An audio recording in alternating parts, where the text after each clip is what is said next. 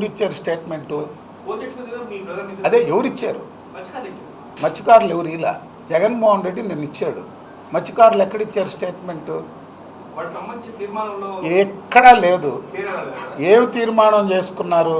కొంతమంది మత్స్యకారులు గ్రామాల నుంచి వచ్చి కోవూరు ఎమ్మెల్యే గారిని, సోమిరెడ్డి గారిని, నన్ను కలిసి ఆ బోట్లు ఏదన్నా పార్టీ తరఫున మీరు ఏదన్నా చేస్తే బాగుంటుందని అడిగితే దాన్ని గ్రామాలు కాపులకు తెలియకుండా, గ్రామ వ్యవస్థకు సంబంధం లేకుండా పార్టీల పరంగా మీరెవరు పోయి మాట్లాడొద్దని, ఎవరితో కూడా మీరు చర్చించొద్దని చెప్పి వాళ్ళు నిర్ణయం తీసుకున్నారు.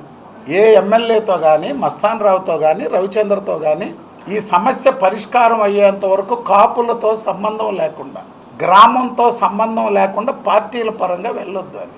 సరే, దాన్ని రకరకాల దీంట్లో చూపించారు ఈస్ట్మన్ కలర్లో. నిన్నటి రోజున జగన్మోహన్ రెడ్డి పర్యటనలకి, ఏ రాజకీయ సమావేశాలకి వెళ్ళకూడదని ఒక నిర్ణయం చేశారు. అందుకే మేము కూడా నెల రోజులు ఎక్కడ కూడా పార్టీ తరఫున ఎవరు ఎన్ని విమర్శలు చేస్తున్నా, మత్స్యకారులంటే తెలుగుదేశం పార్టీకి, మత్స్యకారులంటే చంద్రబాబు నాయుడు గారి మీద వాళ్ళకి ఎన్నలేని ఇది ఉంది.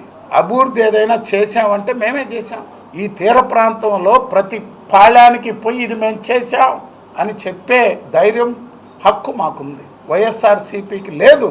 ఎందుకంటే రాజశేఖర్ రెడ్డి గారు ముఖ్యమంత్రిగా 5 సంవత్సరాలు ఫిషింగ్ హార్బర్ ఫైల్ మూలేశాడు. మేము ప్రభుత్వంలోకి వచ్చాక ఆ హార్బర్ కట్టించాం, తెచ్చాం, టెండర్ పిలుచుకున్నారు, గత ప్రభుత్వంలో కట్టారు. అది 50 కోట్ల రూపాయల ప్రాజెక్టుని ఒక మెగా ప్రాజెక్టుగా మార్పు చేసే క్రమంలో అనేక టైం తీసుకుంది అది. అందుకే టెండర్లు వాళ్ళు పిలిచారు, లేకపోతే మా పీరియడ్లోనే పిలిచుండేవాళ్ళు. టెండరే వాళ్ళు పిలిచింది, టెండర్ మాత్రమే వాళ్ళు పిలిచింది. అందుకే చెప్తున్నాం, హార్బర్ మాది, మేము తెచ్చాం, మేము తిరిగాం. 10 ఏళ్ళు ఎవరు పోరాడారయ్యా? ఈ ఫిషింగ్ హార్బర్ మీద ఎవరు పోరాడారు? నేను పోరాడా.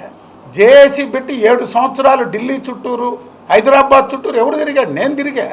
మేము తెచ్చిన హార్బర్. సరే, నాకు ఈ జిల్లాలు ఇవన్నీ ఏం కొత్త కాదు.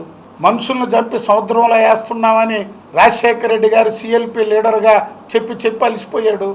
మా ప్రభుత్వంలోనే ఆ మీద CBCID enquiry వేస్తామన్నారు.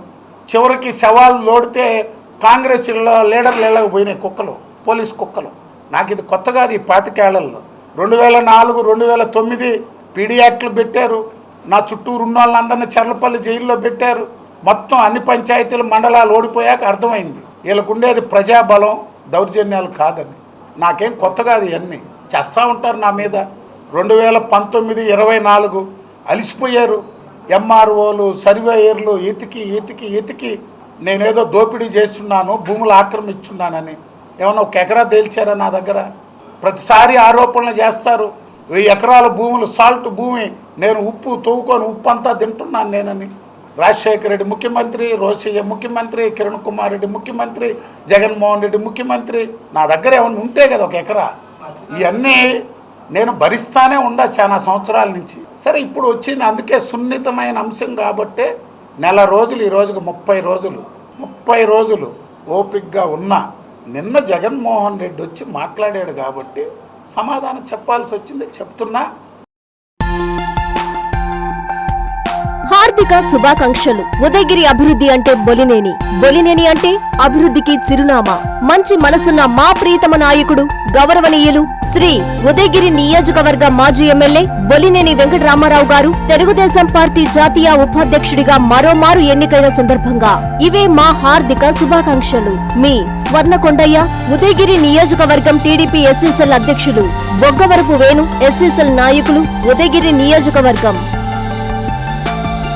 Hi Lord, please subscribe to N3 TV.